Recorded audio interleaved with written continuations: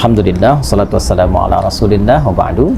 Saudara-saudariku dimanapun Anda berada, hari ini kita akan berbagi tentang sunnah, tuntunan berkehidupan yang melekat pada kehidupan kita, aktivitas kita, sekalipun singkat, padat, tapi begitu bermakna.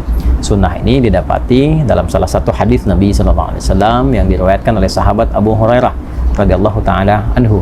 Qala Rasulullah SAW, al-fitratu khamsun atau khamsatun minal fitrah.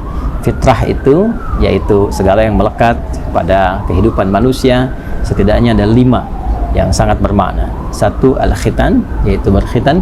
Yang kedua, al-istihdad, membersihkan rambut di sekitaran kemaluan. Kemudian yang ketiga, natful ibti, ya, yaitu mencabut atau membersihkan di bulu ketiak. Yang keempat, qasus syarib, yaitu menipiskan kumis. Dan yang kelima adalah taqlimul alfar, yaitu memotong kuku. Dari 5 hal ini kita akan mengambil satu untuk memberikan praktikal yang singkat dan mudah untuk dipahami, yaitu tentang memotong kuku. Dan melekat ini disebut dengan fitrah karena membersihkan, memotong, merapikan kuku adalah bagian yang menunjukkan tentang kebersihan yang memang menjadi bawaan fitrah manusia, cenderung hidup lebih bersih, lebih rapi, lebih indah, dan lain-lain sebagainya. Dan kuku adalah bagian yang melekat pada kehidupan kita. Karena itu orang insan beriman, orang Islam itu mesti tampil dengan bawaan fitrahnya, senang dengan kebersihan, kerapian, termasuk mengatur tentang kebersihan dan kerapian kukunya. Dalam Islam diajarkan kita bagaimana cara memotong kuku yang baik. Para ulama memberikan praktikal atau tutorial singkat kepada kita, dan kita ambil salah satu di antara contoh yang disampaikan oleh para ulama terkait dengan perintah ataupun sunnah memotong kuku ini.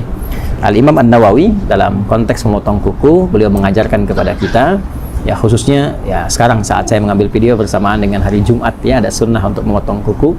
Maka dari 10 jari ini yang tangan, ya, yang melekat pada tangan ataupun nanti yang ada di kaki, kita memulai dengan yang telunjuk terlebih dahulu. Ini ya, para ulama mengajarkan kita, para ulama memulai dengan telunjuk di sini, ya. Caranya kita mengambil yang telunjuk terlebih dahulu.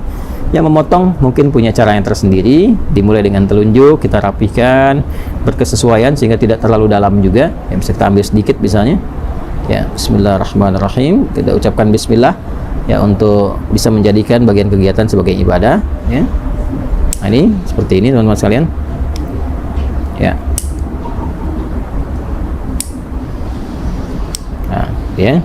Nah, ini sengaja saya tadahi menggunakan tisu ini, ya, agar juga bagian dari potongan kuku tidak kemana-mana. Dan nanti ada hikmahnya, ya. Saya jelaskan dulu secara keseluruhan, nanti hikmahnya di akhir saya tutupkan. Jadi setelah dari telunjuk sini, kemudian sampai mulai dari kelingking, ya, dari telunjuk di sini selesai, maka dilanjutkan dari kelingking, ya, ke sini telunjuk selesai, kemudian pindah ke kelingking, kemudian ke sini jari manis, ya, jari manis dan jari tengah, lalu jempol, ya. Mulai dari sini telunjuk, berpindah memulai dari kelingking, jadi dari telunjuk ke kelingking, kedua kelingking, dan jari manis, jari tengah, kemudian jempol. Jelas, ya. Lalu berpindah kemudian ke sini bagian kirinya, dimulai dari kelingking, kemudian jari manis, jari tengah, telunjuk ke jempol. Jadi urutannya di sini telunjuk, kelingking, jari manis, jari tengah, jempol, kemudian pindah kelingking, jari manis, jari tengah, telunjuk, kemudian jempol. Demikian di kaki, ya. Kalau sudah selesai ini, kemudian tadi kita tadahi, ya. Ini saya contohkan tadi satu yang telunjuk karena di hari Jumat saya sudah mendahulukan memotong keseluruhannya. Jadi saya urutkan saja tadi seperti tadi saya sampaikan. Jadi telunjuknya sudah, kelingking sudah sampai ke jempol, kemudian dari sini kelingking sampai ke jempol selesai, kita tadahi. Ini maksudnya supaya mudah untuk dikumpulkan. Ini tinggal dilipat, ya, seperti ini misalnya, dan dilipat. Nah, ada lagi asar itu jejak yang bisa kita dapati dari contoh-contoh ulama yang bersambung pada sikap-sikap mulia, ya, biasanya nanti sampai ke sahabat atau sampai juga kepada Nabi Shallallahu Alaihi Wasallam. Nah, dari kalangan sahabat ada yang membiasakan seperti Ibnu Umar, ya, atau hadis-hadis, riwayat-riwayat yang disampaikan oleh Imam Sufyan Ats-Tsauri misalnya, ya, memberikan kesan kepada kita bahwa setelah selesai potong kuku ini akan lebih baik kalau bekasnya bisa dikuburkan. Ya, walaupun bukan kewajiban, tapi dianjurkan untuk dikuburkan seperti rambut, ya, ataupun kuku, dengan 2 tujuan. Tujuan yang pertama adalah menghormati di bagian dari tubuh kita yang telah Allah ciptakan, sehingga bisa menjaga kemuliaannya. Ini kan bagian dari tubuh, kan? Jaga kemuliaannya, jadi nggak dilempar sembarangan. Walaupun mungkin kita bisa dilipat seperti ini, dibuang ke tempat yang layak, gitu kan? Nah, itu sebetulnya tidak ada masalah juga, tapi akan lebih mulia kalau bisa dikuburkan, lebih bagus. Yang pertama takrim, untuk memuliakan pada bagian tubuh yang telah Allah ciptakan. Kemudian yang kedua, yang penting juga, menghindari hal-hal yang bisa menghadirkan madarat yang tidak tampak. Ya, madarat itu hal-hal yang membahayakan kepada diri tapi tidak tampak, seperti kebiasaan-kebiasaan tukang sihir misalnya, ya, atau hal-hal terkait magic yang seringkali menggunakan bagian-bagian dari potongan tubuh, khususnya rambut.